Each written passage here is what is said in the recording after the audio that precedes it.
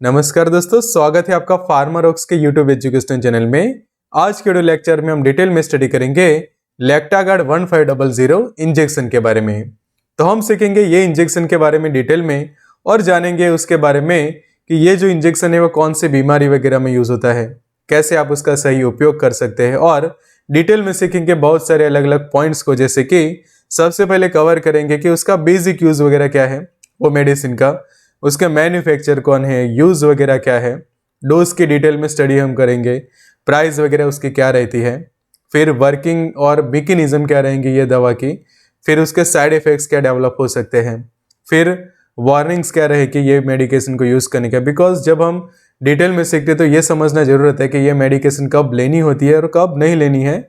Pregnancy category उसकी जानना जरूरी है, तो उससे पता चलता है कि प्रेगनेंसी में यूज़ करे या ना करे। कॉन्ट्राइंडिकेशंस के बारे में समझेंगे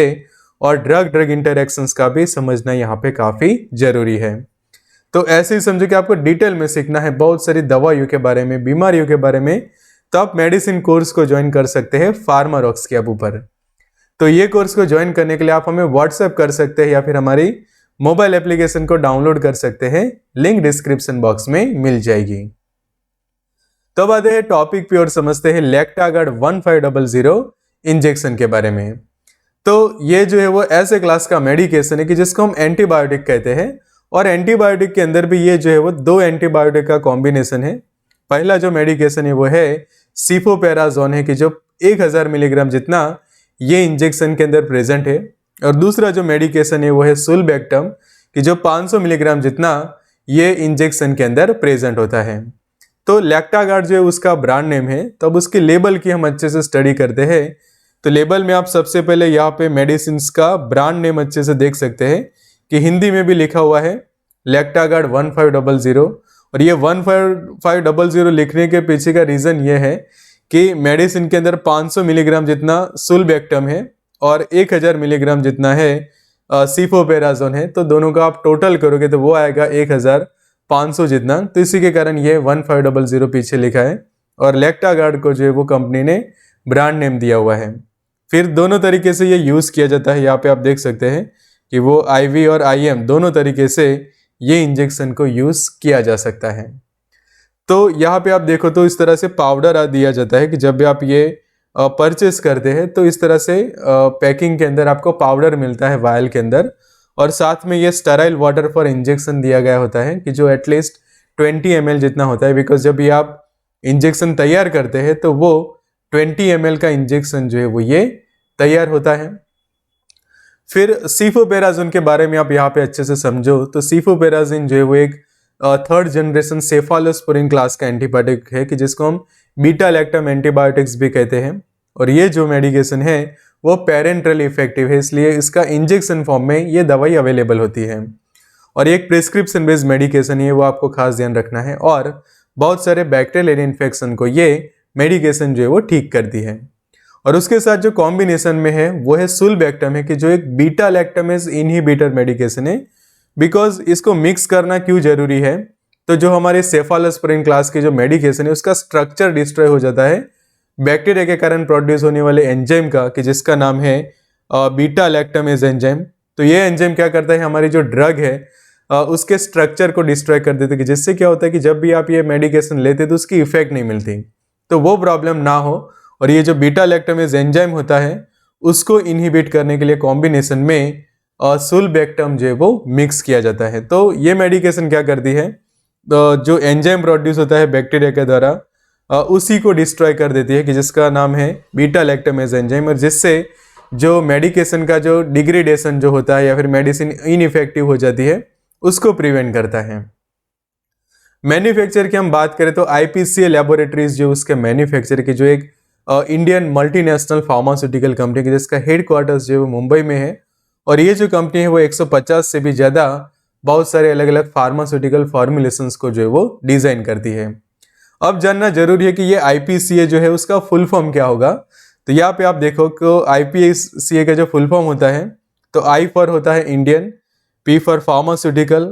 सी फॉर कंबाइन और ए फॉर एसोसिएशन होगा। तो इस तरह से पूरा उसका फुल फॉर्म होता है आईपीसीए। और इसका जो स्टार्टिंग हुआ था कंपनी का 19 अक्टूबर 1949 से ये जो है कंपनी एस्टैब्लिश है। अब बात करते हैं ये मेडिकेशन के यूज के बारे में। तो सबसे पहले ये जो है वो जो साइनस में जो इन्फेक्शन होते हैं उसमें समझे कि ओरल एंटीबायोटिक्स आपने यूज कर ली, फिर आप ठीक नहीं हो रहा, तो फिर ऑप्शन रहता है कि आप पेरेंटरली यूज करो। तो लैक्टागार्ड इंजेक्शन जो है वो पेशेंट लगवा सकता है अगर उसको साइनसाइटिस का प्रॉब्लम है। उसी तरह से सेकंड जो सेक्सुअली ट्रांसमिटेड डिसीज या फिर इन्फेक्शंस वगैरह होते हैं, जैसे कि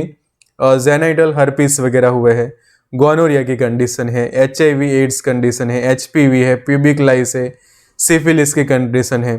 ट्राइकोमोनियासिस की कंडीशन है या फिर गोनोरिया जैसी कंडीशन है, तो उसको ठीक करने के लिए ये इंजेक्शन जो है वो लगाया जा सकता है। तीसरा कंडीशन हम देखें तो जो पेल्विक इन्फ्लामेटरी डिसीज जो है उसके इलाज में भी ये एंटीबायोटिक जो है वो यूज कर सकते हैं। चौथा हम देखें तो जो ईयर इन्फेक्शन है कि कान में समझे किस तरह से इन्फेक्शन हुआ है और वहां पे जो है काफी ज्यादा पस बन रही है और वो पस जो आपके कान में से बाहर भी आ रही है, तो ये इन्फेक्शन जो है वो काफी ज्यादा फैल जाता है। तो उसको आगे फैलने से रोकने के लिए और साथों साथ बीमारी को ठीक करने के लिए भी लैक्टागार्ड इंजेक्शन को जो है वो यूज किया जाएगा। वो क्या करेगा, जो पस बन रही है वो धीरे धीरे कम कर देगी और जिससे जो ईयर में जो इन्फेक्शन हुआ है आपका वो ठीक हो जाएगा। पांचवा यूज देखें तो टूथ इन्फेक्शन में भी ये मेडिकेशन को यूज की जा सकती है कि आपको काफी ज्यादा इन्फेक्शन हुआ है आपके डेंटल कैविटीज के अंदर और वो टैबलेट्स वगैरह से ठीक नहीं हो रहा,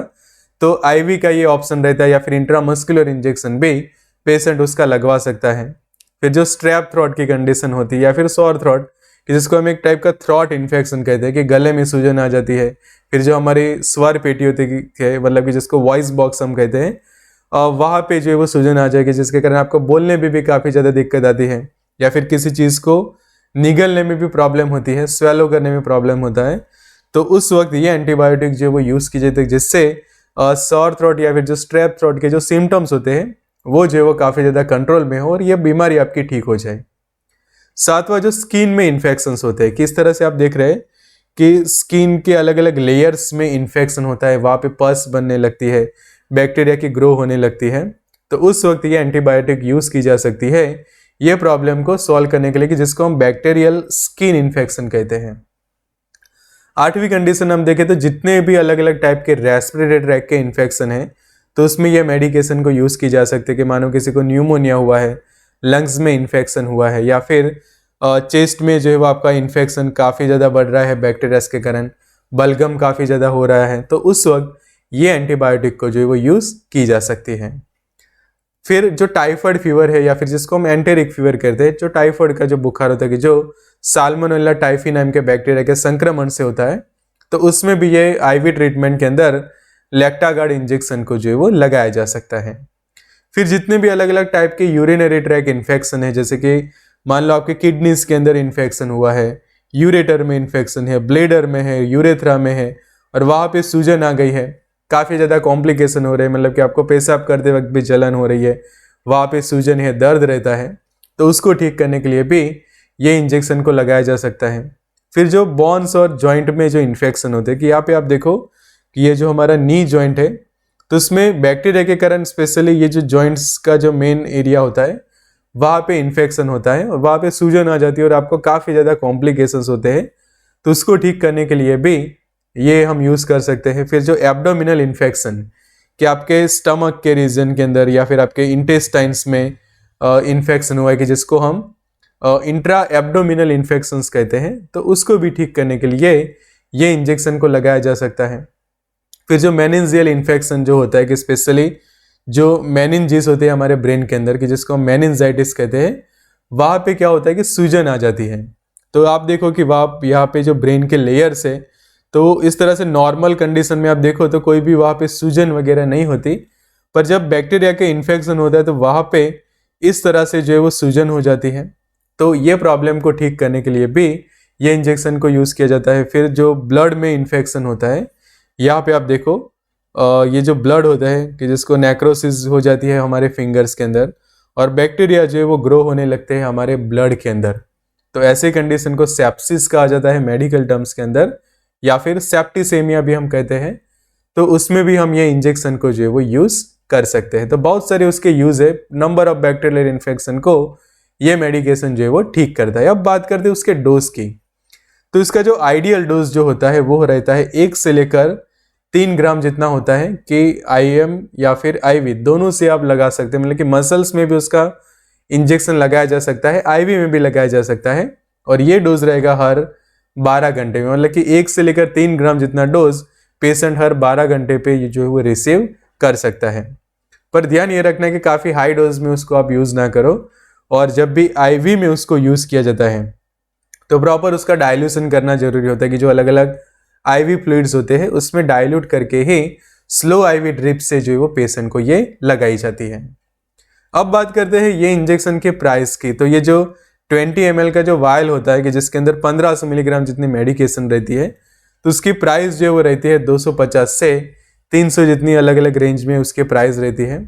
डिस्काउंट वगैरह के साथ। अब बात करते हैं उसके वर्किंग की कि ये दवा काम कैसे करती है। तो ये क्या करता है, जो बैक्टीरिया होता है उनको किल कर देता है कि जिससे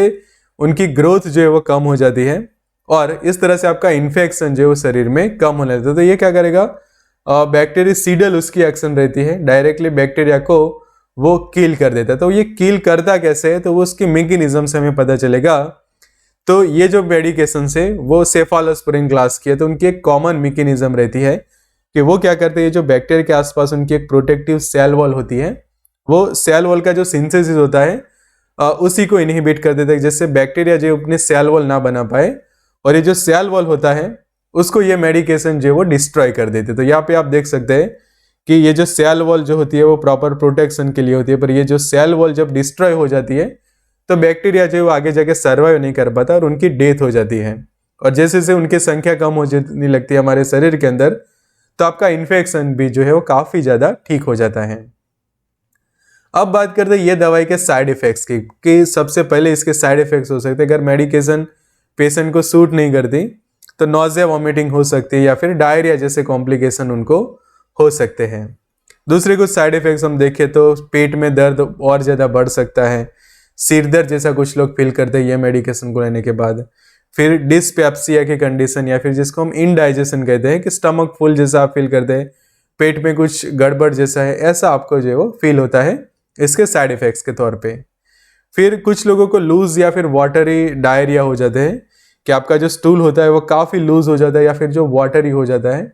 जो एक लूज मोशन की कंडीशन प्रोड्यूस होती है कि अगर आपको ये मेडिकेशन सूट नहीं करते।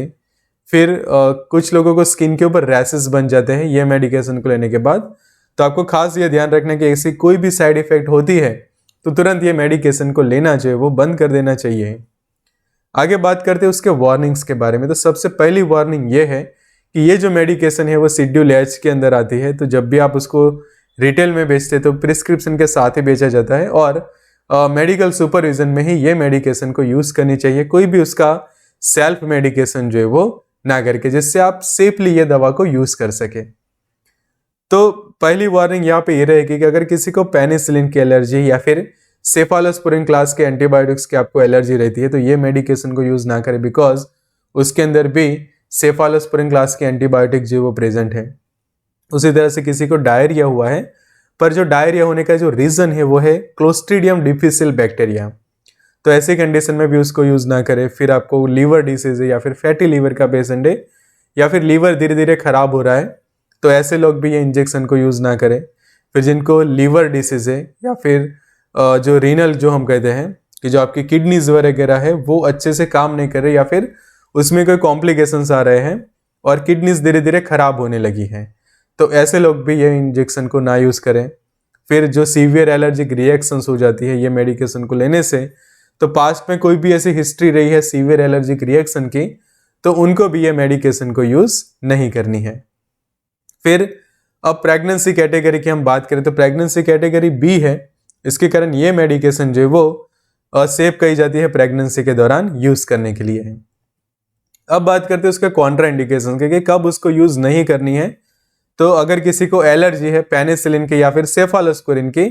तो ये मेडिकेशन को यूज़ ना करें, उनके लिए ये कॉन्ट्रा इंडिकेशन रहेगा। सेकंड, आपके शरीर में विटामिन के की कमी है तो भी ये इंजेक्शन को ना लगवाए, और लीवर डिसीज है पेशेंट को, किडनी डिसीज है या फिर अल्कोहल इंटॉक्सिकेशन, मतलब कि अल्कोहल का पॉइजनिंग या फिर टॉक्सिसिटी हो चुकी है बॉडी के अंदर, तो उसको ठीक करने के लिए इंजेक्शन को कभी भी ना लगाएं। फिर ड्रग ड्रग इंटरएक्शन आप समझ लेते हैं कि कौन से दूसरी दवाइयों के साथ इसको यूज़ नहीं करना है या फिर कौन से दूसरे एंटीबायोटिक के साथ उसको कॉम्बिनेशन में यूज़ नहीं करना है। तो सबसे पहले आप यहाँ पे देखो कि जो अलग अलग वैक्सीन आती है, जैसे कि BCG वैक्सीन है, क्लोरेरा या फिर टाइफाइड की वैक्सीन के साथ इसको कभी भी कॉम्बिनेशन में यूज़ ना करें। फिर वारफेरिन है, कार्बामेजेपिन है या फिर फ्यूरोसेमाइड है जो डायूरेटिक ड्रग आती है, उसके साथ भी यूज़ ना करें। और जो दूसरी एंटीबायोटिक में हम देखें तो जो जेंटामाइसिन आता है उसके साथ भी आप उसको कभी भी कॉम्बिनेशन में यूज़ ना करें। तो ऐसे ही समझे कि आपको डिटेल में सीखना है, बहुत सारी बीमारियों के बारे में, दवाइयों के बारे में डिटेल में सीखने के लिए आप मेडिसिन कोर्स को जरूर से ज्वाइन करें, वो भी काफ़ी अफोर्डेबल प्राइस में। तो इसको ज्वाइन करने के लिए आप हमें व्हाट्सएप कर सकते हैं या फिर हमारी मोबाइल एप्लीकेशन को डाउनलोड कर सकते हैं, लिंक डिस्क्रिप्शन बॉक्स के अंदर मिल जाएगी। So good luck and all the best.